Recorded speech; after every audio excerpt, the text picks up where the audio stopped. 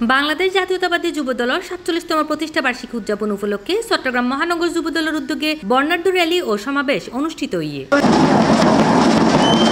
October ৩১ তারিখ শুক্রবার বিয়ালবেলায় rally ও বাকলে access road শুরু হইরে আরকান সড়ক হইরে নতুন বিজত যাইরে শেষ হয়।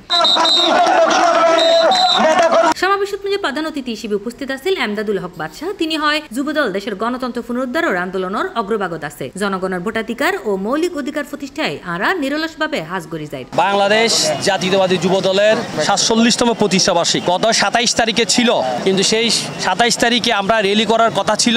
অত্যন্ত দুঃখের বিষয় হলো আওয়ামী যুবলীগের সন্ত্রাসীরা আমাদের ছাত্র দলের এক ভাইকে গুলি করে শহীদ করেছেন। তার কারণে আমরা ওই সময় বিজয় র্যালি করতে পারি নাই। আজকে আমরা বিজয় র্যালিটা করব এবং চট্টগ্রাম মহানগর যুবদলের উদ্যোগে আমরা বাংলাদেশ জাতীয় দল যুবদলের ৪৭তম প্রতিষ্ঠা বার্ষিকী আজকেই আমরা এখান থেকে র্যালিটা শুরু হয়ে আমরা কর্ণফুলী ব্রিজে গিয়ে সমাপ্ত করব। এ সময় উপস্থিত আছেন নাসিরউদ্দিন চৌধুরী নাসিম, জিয়াউল হক মিন্টু, আলাউদ্দিন মোহাম্মদ জসিম, শেখ কামাল আলম, এছাড়া আরো উপস্থিত আছেন সালাউদ্দিন বাসু, আমিনুল্লাহ মোহাম্মদ সেলিম ও শফিউল বশর সাজু সহ আরো বহুত নেতৃবৃন্দ অক্কল।